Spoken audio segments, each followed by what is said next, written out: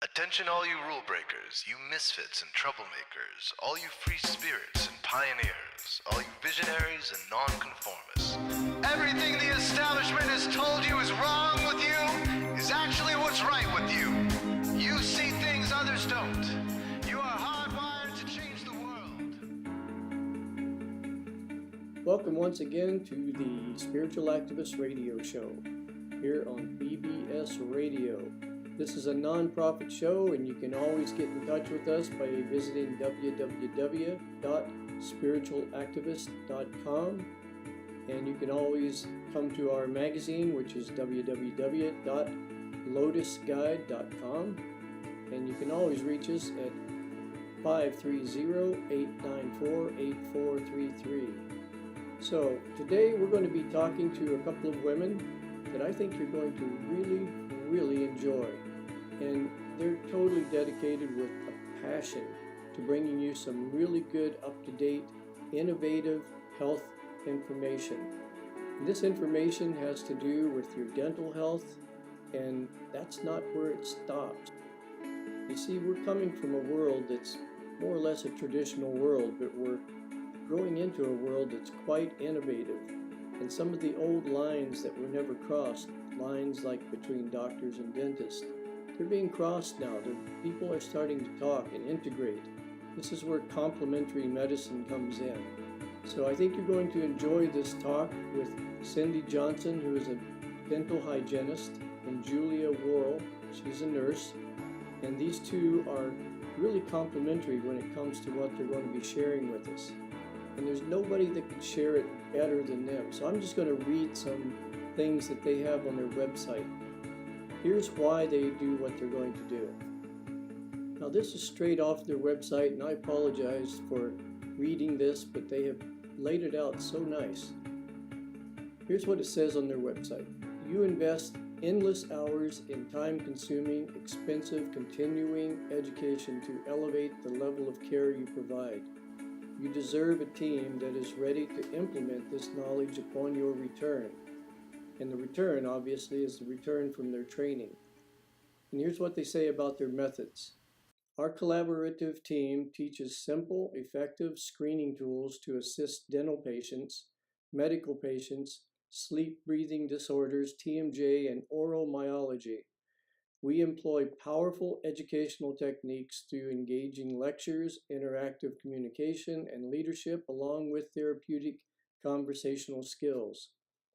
At every level, auxiliary teams have a significant role to play, whether delivering care, assessing needs, or evaluating outcomes and effectiveness.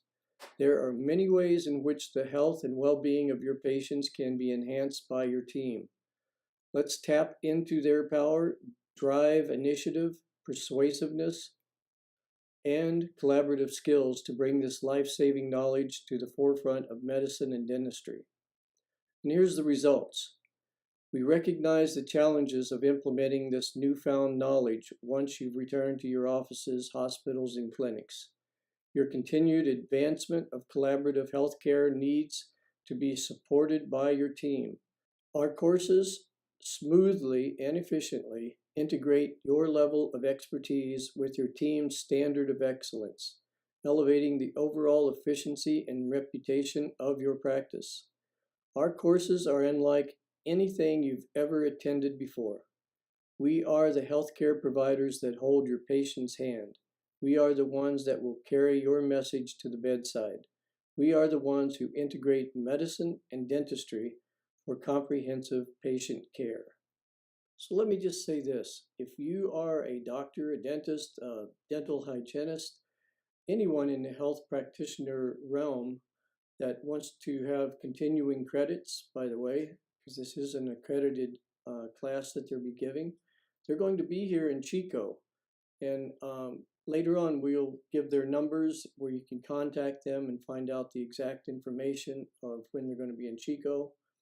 But they're also down in San Diego. They're all over the place. And you're going to hear some of the different places that they're at.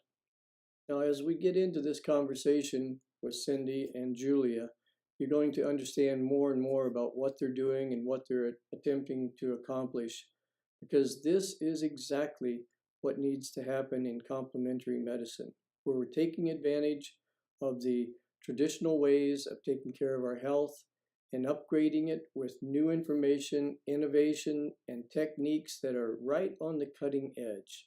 Now, keep in mind, too, that this is not just for the professional. This is for you, the consumer. If you're tired of the old fill and drill technique that your dentist has been doing, listen to this information and take it to your local dentist and have them look into it.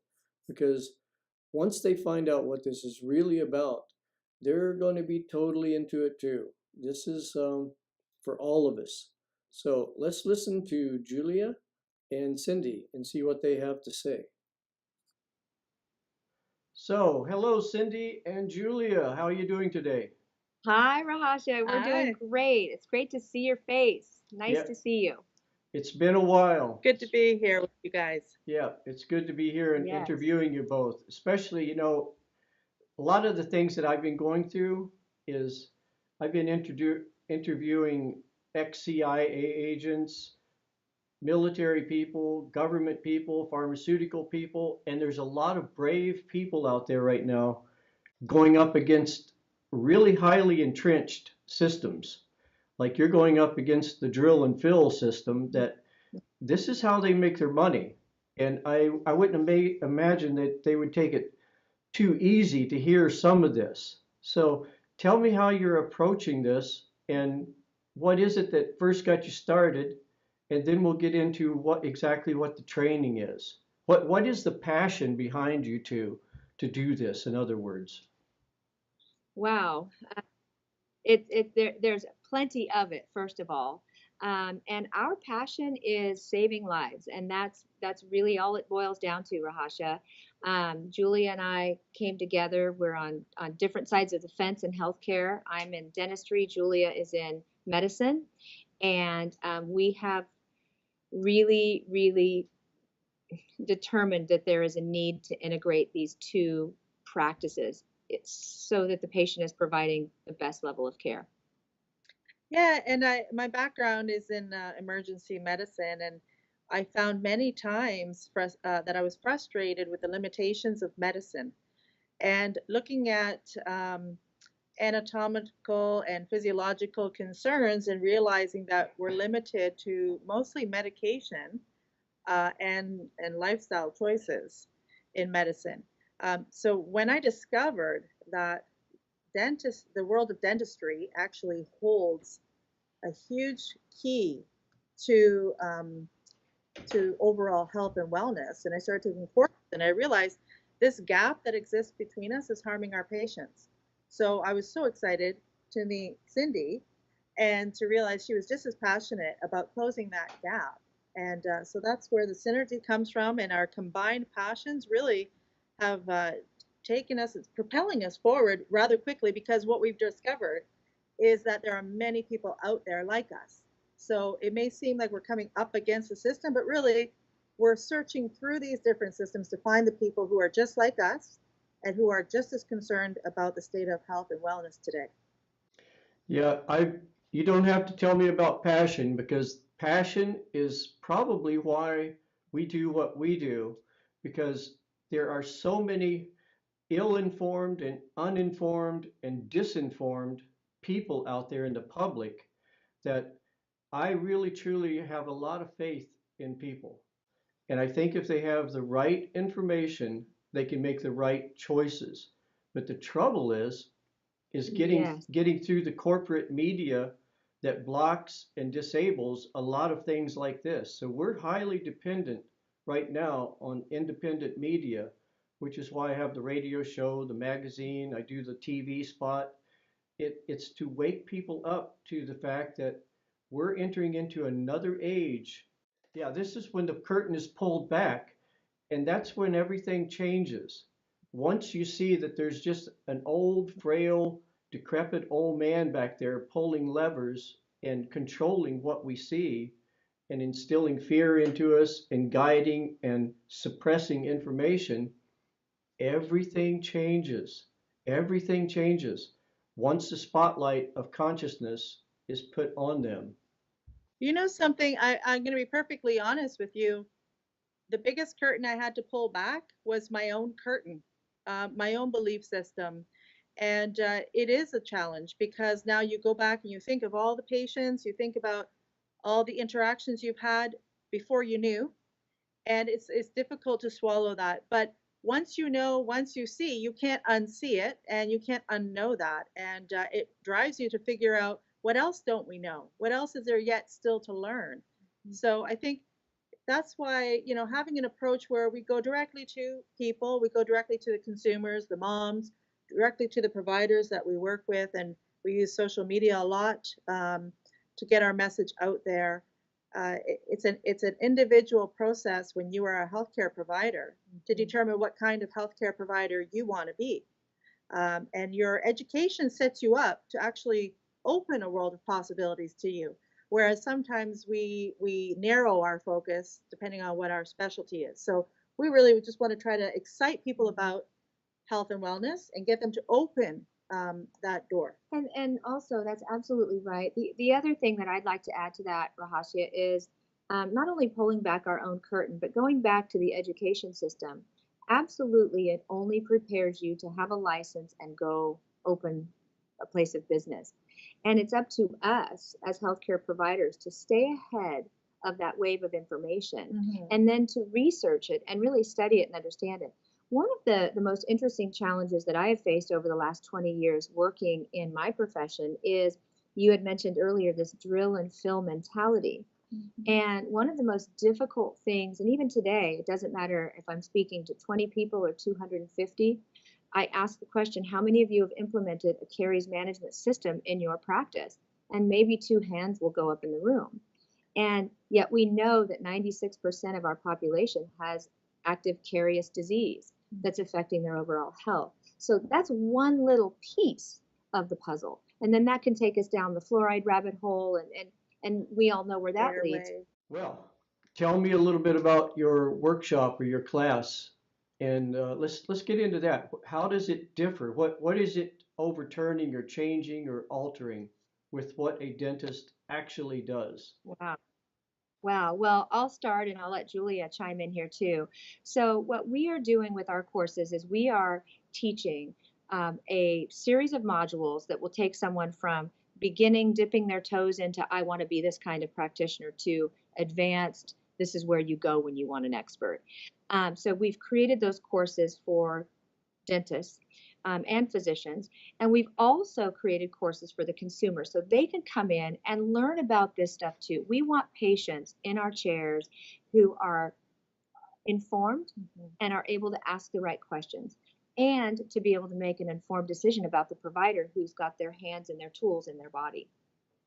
Yeah, and I think a big part of what we do too is help the dental practices to collaborate with medical providers in their community. And we know that there is a certain mindset about that at times, and we need to overcome that. We can't just keep saying this is the way it is. It doesn't need to stay that way. And the direction that medicine is taking, considering the oral systemic part of our health, actually should be one of the first things we consider. And yet, I think it's that fear of encroaching on the other person's territory that holds people back. But I'll just give you a quick example of that. I want to share with them about when I crossed the border to come to this conference we're at today. And the Border Patrol was asking me what my profession was. And I said I was a nurse. And then he said, which conference are you going to? And so I said, the Chicago Midwinter Dental Conference. And he says to me, why would a nurse be going to a dental conference? And so So there you have said, it. I said, for that very reason.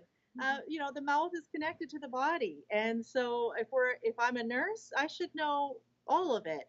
And if you're in the dental field, you should know all of it. So we need to share our knowledge and not be afraid to do that. So I think a lot of what we do is empowering, motivating, and really helping to build those bridges between the dental provider and the healthcare providers in each community. Yeah, far too many times, like when I go to a doctor, which is very rare. When I go to a doctor, though, I ask them about nutrition, and they always tell me, well, nutrition's okay, you can take some vitamins, and come to find out they don't really know about nutrition. And that's like me going to my garage mechanic and I say, hey, what should I put in the gas tank? Oh, it doesn't matter, just whatever. It doesn't make sense that they don't really look at the whole problem, like from the very beginning, when you put food in your mouth and taking care of your dental health all the way through. But they don't. They wait until something happens. The preventative thing is really lacking. That's the reason this is so important right now, because this is the very beginning of preventative medicine. Mhm. Absolutely. And to speak to that, it's very interesting because what we come up against in dentistry, and I think Julia will agree in medicine, is so we have the information, we know what we're looking for and how to assess, for example, airway, which is one of the most critical pieces of information that a dental provider can be giving their patients. And because it's so convoluted and complex and requires a collaborative intra-professional team to manage it, they may assess it, but they don't know what to do with it, so they say nothing. Or they assess it and they don't really know what they're assessing, so they do nothing. So there's a lot of doing nothing that is creating a tremendous amount of unhealthy people who are sick and dying. They actually feel a little hurt and betrayed that the provider that they've talked to before never discussed these options with them. So we want to build trust with our patients. We want to provide them all the information. If you look at the Informed Consent Act, it requires that a provider outline all the different options available to that person, including complementary therapies, so that when the patient makes a decision about their health care, they're doing it with all the information. That is part of our role, and I think that we don't always do a great job with that. Yeah, because you're going up against a system that is directly opposed to that. Because what you're doing doesn't really make a lot of money for the system. What makes a lot of money for the system is to actually be pretty sick and need a lot of dental work, things like that.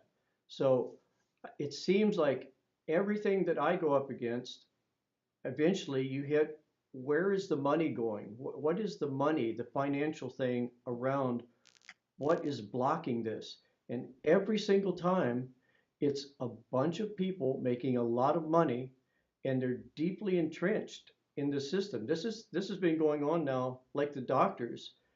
I don't know if you know about my dad, but my dad uh, died here about 4 years ago, and the reason he died was he was at the Veterans Hospital.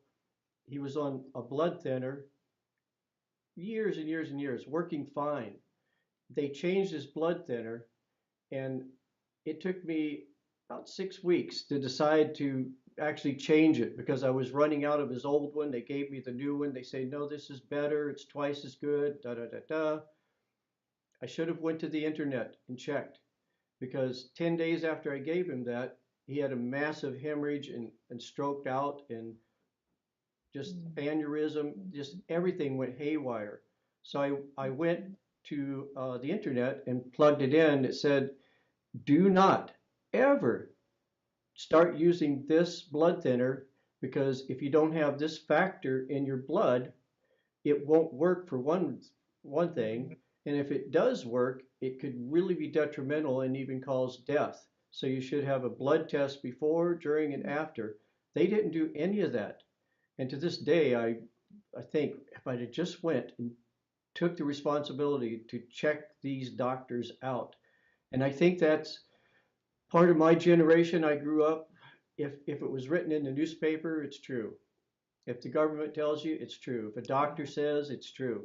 But that isn't necessarily the case anymore. And I think more and more people are waking up to this because of people like you going out there and standing up for the truth and just saying the truth. But this brings in another thing. Sometimes the truth can be so opposed to a person's reality that the cognitive dissonance, you find yourself looking at somebody just sort of staring at you, and you realize you've sort of lost them. How do you start integrating this in with a doctor, a dentist, or a hygienist that is just so entrenched in the system? Where is the little gateway, the portal, the door?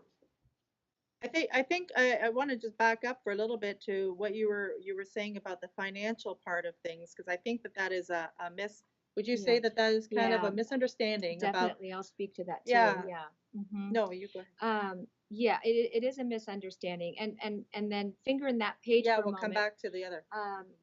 So the the integration, if you will, which would be, we call our scalers and stethoscopes, we call it the integrative art of medicine and dentistry, because Rahasya, it really does. I mean, I've been in dentistry for 35 years. Julie has been a nurse for Over 20, over yeah. 20 years. We have some collective experience in this.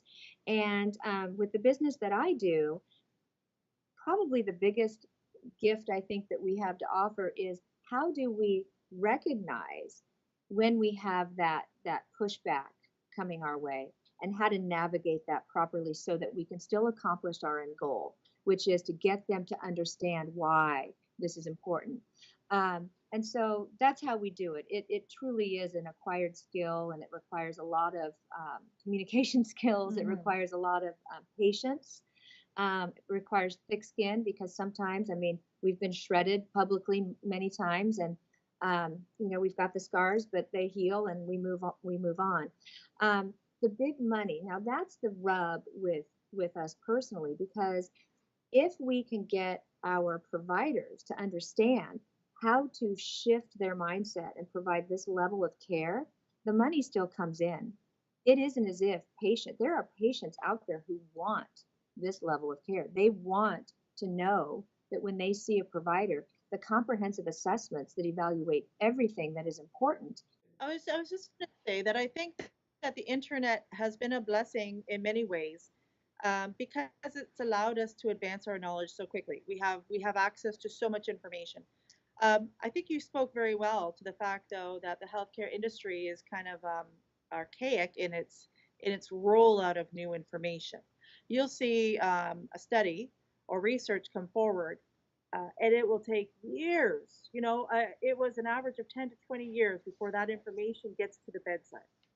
And I think you raise a good point when you talk about your father. It's those kinds of things where you have something new and it comes out, and they want to try it, and it seems like the medications that come out that are new are they move forward quickly. The science drags behind. And um, and so, because that is where, like you mentioned, there's money behind that, rolling that forward. But some of the concepts that are coming out from, even for example, from the Brain Initiative, from 2008, then there was another influx of information, 2013, and here we are now, 2018, and we are just getting a whiff of it. So unless you choose to actively search for information and search for knowledge, which I think, persons like yourself, where you talk about passion for learning and for knowing this information. We're self motivated people. We want to know. I think for a lot of providers out there, if you think about the doctors, I think about the doctors I work with, the amount of different types of diseases that are coming out, the medications. We were talking about how the physician's desk reference, which has all the medications, it has doubled and quadrupled in size. So they have a lot to keep up with. But that's where we want to help it. Even if we just focus in on a oral systemic health, that's a part we're willing to take on and work through. Then hopefully we can speed up the time it takes to get that knowledge to the bedside. Well, it's good because it sounds like you've thought about the financial aspect and you've taken what could be a problem and turned it into actually the entryway into this. Because if you can't show these people how to continue to make money, you're fighting an uphill battle, so that's pretty Absolutely. good. It's anything that I say, because I'm in uncharted territory with myself. So anything that I say that you need to straighten me out, feel free, because I'm used to a woman straightening me out. I'm married, so I'm good with this. Oh, we know your woman, and she's a she's a toughie. Yeah. Oh my God. Mhm. So tell me what's going on right now? What is happening right now, and what is Oh, coming up? wow. Our heads are spinning. I mean, we've been invited to speak in Manila on this subject in July. We have been asked to come to England, Italy and Australia. Australia. There are people out there that get this and want to be part of it. and in fact, just before your interview, Julia received a message saying, I can't believe what you're doing. We love this. How can we be part of it? Um, it makes questions about fluoride seem so passe, although they're very important questions to be answered. But again, Rahasya, it goes back to patients becoming their own advocate and having a source to assist them with that process. So if they want to find a provider that is this level, they can contact us. If they want to find a provider that does the other things, we have colleagues now that are building these very, very high level teams. But what is your website and how would they contact you? It's the word scalers. That's the hygienist side of it. So scalers and stethoscopes, and scalersandstethoscopes.com, and that'll take you to our page. We're affiliated with FACE. Julia has a nonprofit organization. I'll let you tell them about that, Julia. Yeah, so FACE is an acronym that stands for the Foundation for Airway and Craniofacial Excellence, and it focuses a lot on basically airway and how our face developed. We have speaking engagements on a monthly basis and clients that are bringing us in, and our next courses. Yep. We have courses starting in April, and they will be held out through California, a facility we're setting up there to do training. And it'll be integrative, interdisciplinary, because what we find is that the more disciplines we get sitting at the table having these conversations, the more we learn from one another, which just enhances our own learning experience as well. Yes. Mm-hmm. I've noticed that because a friend of mine, Bruce Lipton, is telling me one of the things that's going on in academia right now is different people and different groups are getting together, biology and physicists and physiology. They're starting not to, they're not fighting the way they usually do, and that reminds me, Yes. he told me something, and you too remind me of this. He told me that there's something that's been happening in biology that they've discovered the last recent years, 2 or 3 years. They've looked very, very closely to a caterpillar becoming a butterfly. And we've just taken that metaphor as a transformational analogy. But now they know that after the caterpillar weaves the chrysalis, inside that chrysalis, everything that was the caterpillar starts breaking down, and the caterpillar, every molecule, every atom in that molecule tries to hold on to the caterpillar pattern, but it can't. There's something happening that overrides it, and there's now they know that there are distinct individual cells placed strategically throughout that chaos that are called imaginal cells. And this actually is what they call them now. And imaginal cells holds the pattern of the butterfly.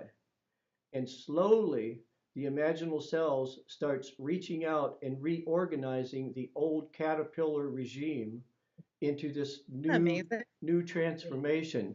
So people like us, we are imaginal cells, and it's our job to reach out and envision what life can be like and use the old system. Don't just go against it and try to demolish it or collapse it, but there's a lot there. Like our military. Imagine our military in a position where they could deliver food to the poor nations and help rebuild bridges and buildings, and they could do an amazing job because they have the infrastructure to do that. So it's our job to see what was and imagine what it can be. And this is you two. You two are like imaginal cells. Thank you, Rahasya. That's Yeah. so sweet. And So nice. what's just blowing my mind right now is one of the images that our web developer is using for our scalers and stethoscopes is a beautiful image of this amazing caterpillar turning into a chrysalis and back into a butterfly. So you get it. You absolutely get it. That's Yeah. awesome. Yeah, I'll send you a link Thank to you so much that for little explanation. It's pretty good because That'd imagine be awesome. imagine if you're an imaginal cell and you're not really well grounded, your self-esteem is low, you would be worried, well, maybe should I continue being part of the caterpillar thing that's crumbling before my eyes? And you look around and see all the chaos, but chaos within all the chaos we see in our world today, if you look real closely, which I'm doing right now, looking at you two, there's an emerging pattern coming forth. That's a beautiful. We're gonna. Thank you so Yeah, we're much. gonna I mean, integrate that. you've just filled my Yes, cup for the day, and now we're thank going to go and hit a huge convention center full of thousands of people who may not get this, and so we're out there to try to make that difference. So thank you thank so you. much. Well, that's a pretty good little analogy to tell people because it gives people hope because it's based on hard science. And I think a lot of people we've had so much woo-woo science and nonsense and disinformation and people on the internet talking about everything imaginable that they have no idea about. It's really good when you have hard science and you can say, this is what happens in nature, and it's been happening for millions and millions and millions of years, and it's happening right now. And this is it. We're at the moment of transition, and we're at that tipping point because everything it takes to get to a tipping point, it doesn't even seem like it's doing anything until it gets to the tipping point. And now every little thing we do raises the plate higher and higher and higher. And I think that's where we're at with everything. Our environment, the public, the finances, our everything, the water and food quality, everything is at that tipping point. And now people are starting to wake up and pay attention because they can see things that you're talking about, things that I'm talking about. They can look out in the world now and they can see the movement, the change now. Where before they would look out and say, no, everything's fine. I still have $1. I can take it to the store and buy a gallon of milk. Now it takes $5 to buy a gallon of milk. So it's changing right before their eyes. So that this is your time right now to get out there and make some movement, make some changes.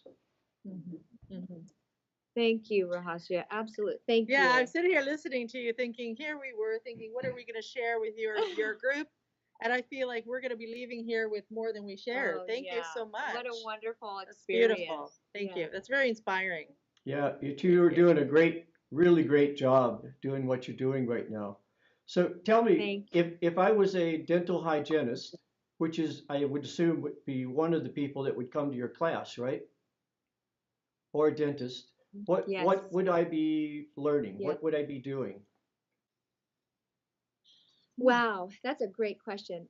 You would be learning as a hygienist how to do everything that you were taught in school to do, but have been stunted since you walked out of those doors.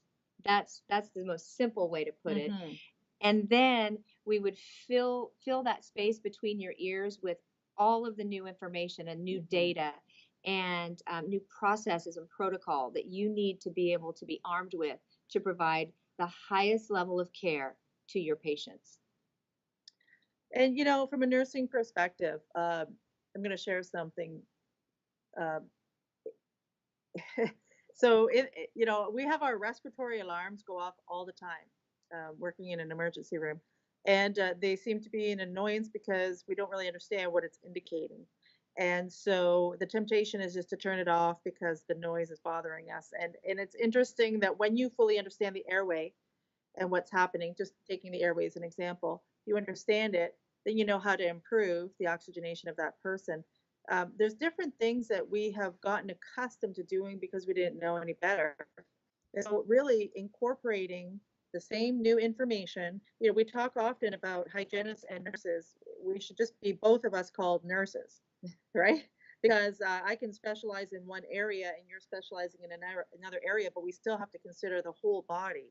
We're still responsible for all of that information and being able to work to the full scope that we have access to. You look at the medical system today, we are short doctors, big time. We are short nurses. And that deficit is not going to get any better. So the people that are in healthcare now, we need to collaboratively be working together because the population is getting sicker. Why are they getting sicker? With all the science and information and medication we have, why are they getting sicker? That's another 16 interviews with you, Ross. Yeah. So working together, we can help our patients. And so it's not just, when I talk to the doctors about this information as well, they say, why don't we know this information? they say, well, what are we supposed to do with it? Who do we send to? They are just as frustrated as you as you are as we are. We're all frustrated. So that's why, sharing all this information intercollaboratively, and let's all work together to address these issues is the only way we're going to be able to manage the healthcare crisis that we're facing. And as a hygienist, to be able to get this type of information and teaching is it's a golden egg. It's everything that a healthcare provider would want, humbly speaking. And there's credits available, Pardon? right? There's credits available. Yes, Oh, for yes, sure. thank you. Yes, Yes, sorry. we deliver continuing education credits for our courses, which is really very valuable. They'll get 6 to 8 units in a day. Well, that's pretty good. There's a really good sign of what's happening, at least in this area, and I think it's happening all over to some degree. Although Northern California is usually a little bit ahead of the curve, for 2 years now, Yeah. we've had a full page ad from Feather River Hospital, Seventh Day Adventist, and that's two things. One, Seventh Day Adventist is a pretty strict religion, you know, and being a hospital, traditional hospital, but they found that by putting ads in our magazine and recipes, our people, the alternative people, there comes a time when you need a doctor. So they've been having Dinner with the Doctor series. So it gives a chance for the alternative community to go and listen to a traditional doctor that's willing to listen to them too, you know. But the other thing is the religious aspect. We have a Methodist church now that wants to place an ad. We have Religious Science that has an ad. The Unity Church has an ad. It's a blending of entrenched outlooks starting to interweave. And this is part of the new transformation of becoming a butterfly. It's using all of the old information. And I've talked to the hospital and they said, we love your magazine. We absolutely love your magazine, but it's your people that we really, really love. They're coming to our events. They're really asking the right questions. And our doctors are coming back and saying, hey, they asked some pretty good questions here about this, and about nutrition, about vaccinations, everything. So it's starting to get people to talk. It's interesting. We have a group of doctors that are working collaboratively with us. When you go onto their website, the very first homepage says that we encourage you to take responsibility for your health, to exercise, to eat healthy, nutritional food, to increase more plant-based. Basically, what they're saying is that, there are all these things you need to do to keep your body healthy, and we are not a substitute for that. And I thought that that was excellent for these doctors to acknowledge that health and wellness is one issue. Going to your doctor for something that you can't manage is an acute Yeah. situation. That's what they're there for. So, Right. yes, that mindset about preventative are all part of health and wellness for sure. Rahasia, I know you had asked for a time limit. We've gone well beyond Well that. over. I do want to say one last thing about your comment, and that was, it's all about human beings, and it's religions and people and socioeconomic status and elderly people and young. But this is about, I mean, if we can get people from the time that these infants are still in the womb thinking about these things that we're talking about, that's when that butterfly is fully constructed. That's when that change occurs. And I'm thrilled to hear that these people are talking, that they're beginning to enjoy the patients that are asking questions, because those are the ones that will really teach a physician how to be better at what he or she does. So. Well, this is way too good to stop right now. Let's go ahead and push this to the limit. Let's take another Okay. let's take another 15 minutes if you have time. Do you have time? Okay. Yeah. Okay. Yeah. Yeah. Yep. You Do you remember? have time, Jules? I have time. Okay. Remember a while back, Cyndee, I wrote a book, To Believe or Not to Believe: The Social and Neurological Consequences of Yes, Belief Systems. I do. Well, there's one chapter in that Yes. book, and it's to the women of the world that are waking up. And I've noticed on the front lines of almost every innovative movement, there are women. I was watching, it was a YouTube of a woman that was talking about vaccinations a while back. And she was so passionate about it. And she's not saying don't give your kids vaccinations. She's saying let's start thinking about this because numbers don't lie. And at the end of the interview, the interviewer asked her, she said, do you want to say one thing to the pharmaceutical industry? And I can't use the exact words she said, but she said, yeah, don't beep with my kids. And I think that's what's happening right now. I was just gonna say Yeah, that. I mothers, was gonna say that, the reason why I think you're seeing this movement led by women is because majority are moms and we are concerned about our kids. It is concerning when in 1989 there was 1 in 1,000 autistic kids, and now there's 1 in 48. ADHD, 1 in 4 boys, 1 in 6 girls. Those numbers are alarming. So now when you have a child, you're stressing about whether your child's going to be a statistic, and you can try to do everything you can as a parent to eat healthy while you're pregnant. You breastfeed for as long as you should. You don't let them have chocolate and cookies and all that stuff when they're a baby. Like, oh, you can do all those things, right? But if there's things that are going on outside of your control, that is affecting your child, then it is maddening. And getting to the root of it, getting to the truth of it, like you talked about before, it can be overwhelming. And so when people learn the truth, uh, that lights a fire in you. You have to share that truth. You have to speak your truth. And I think that's where you see a lot of women speaking up and saying, it's not going to be my kid that you're messing with, yeah, right? Yes. Yeah. Don't get a mama mad. don't do No, that. do not. And on that note, so the subject matter that Julie and I are really focusing on with the airway and the craniofacial development and sleep apnea, that goes right back to a pregnant mom. And again, how do we treat her? How do we assess her? And then what do we do about it? What are some of the preventive things that we can help her with while she's carrying this child that then is another human being that we want to end up on this planet healthy? So, and that's something Yeah, that so when we talk preventative, we go right back to the mother before she even gets pregnant or during her pregnancy, impacting right there for the developing child. And this is a tricky thing, Rahasya, because you brought up earlier, how do you integrate this thinking when you have dissidents, right? You have people who just don't want to learn. And I've actually had, sadly, a brand new graduate student come out and say, I don't want to do this. I don't want to learn anymore. Those were her Right. words. And so there are those types of thinkers. But if you understand what who your listeners are, and you understand with great skill how to communicate and navigate through that very, very windy and thorny path, on the other end is a beautiful thing. And some of the things we're talking about now with the womb and the mother and the children, those aren't things we go in with. But as we begin to unfold the minds of these people and open them up, then we can deliver this high level information that's oh so important. Yeah, exactly. So what's in store for you now? Where are you headed right now? Are you headed for a conference? Oh boy. I think, as Cyndee was mentioning that, when we started on this, and it's been a relatively short time, the response has been so overwhelming that there's many days our head is just spinning. Yeah. The opportunities are just overwhelming. And so we're having to take a kind of a step back to say, okay, how are we going to roll this out in a way that makes sense, that creates the greatest amount of impact in the communities?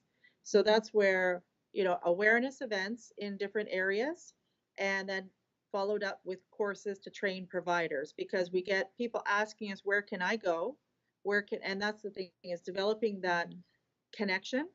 So today, there's one of the largest dental conferences in the country here in Chicago, and there's also a very large conference for the Academy of Oral Systemic Health, which we're both members of. So we're going to divide and conquer. Yes. I'm going to what the AOSH calls the Dinosaur Convention, and she's going to the Academy of Oral Systemic Health, and we're just going to divide and conquer and network and spread the word and get some things set up. Yep. Keep on planting some seeds out there because sometimes you don't see the seeds grow immediately, but over the years with the Lotus Guide, I've noticed some of our early articles, like we have a doctor here, Dr. Mark Light. We had him on TV about a month ago, and he was I didn't even know this, but he started talking about what changed his life was coming to one of our events where we showed a documentary called Thrive. Wow. He was a traditional doctor.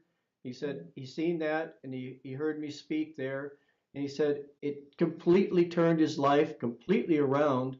Now he does NATE treatments, for allergies and all kinds of tapping, and now he's married a nurse who actually is in it with him, and he is so happy right now and much healthier too. So you never know what seeds you might plant and where it is growing out there that you don't see right away. Yes. Hmm. Yeah. That's what keeps us going. That's what keeps us going. The fertile ground, as we call it. Yep. So, So how would you like to close this out right now? You have anything you'd like to say? And give me all your contact information, your websites again, everything. okay. Well, we would love to say anybody, anyone, Hmm. contact us. We're happy to hear from anybody. If you have an event that you'd like us to be part of, to raise awareness at the school level, at the community level, at the corporate level, we're happy to help you with the tools to represent. Scalers and Stethoscopes, that is our page, and you can always reach out to us personally. Cyndee Johnson, and my email is Cyndee, Cyndee, at scalar, the number two, schedule.com. And Julia, she can be reached, you can give Yeah. whatever email you Yeah. like. So I am Julia Worrall. So my email is julia.worrall.rn@gmail.com.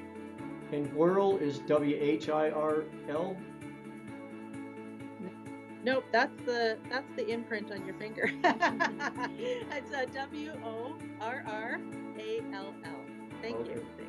And do you have any telephone numbers or anything like that? Or you? Yes, my number is 888 470 2217. And I think that's a good number for both of us, Julia, Sure. Yeah. unless you. Yeah. I do. So I have a 1-844-553-6637. All right. Well, thank you very much. And this has been pretty enlightening for me too. So thank you, and we'll have to have you on again. Thank We you, would love for it, sure. Rasha. Thank you so much for your time. Absolutely. Thank you very much. Take care. Wow, that was a great interview with a couple of really innovative women that's out there with all their passion, trying to bring new information and new knowledge to all of us. And in today's world, there's nothing more important than maintaining your health. Now, some of our shows coming up, you're going to be amazed at some of the people we have lined up. People like Greg Braden, he's going to be on. And that will pretty much finish off the triad, because we've had Bruce Lipton, we've had Joe Dispenza, and if we have Greg Braden, they call themselves the Three Amigos. And these are different aspects of looking at something, different perspectives of looking at where are we headed with our conscious evolution. How is this going to end up? How are we going to get there? How are we going to maintain our world long enough to make these changes? And it all starts with you. We have to start with ourselves, taking care of ourselves, doing our meditations, doing our practices, and start reaching out and being compassionate and feeling the empathy for other people.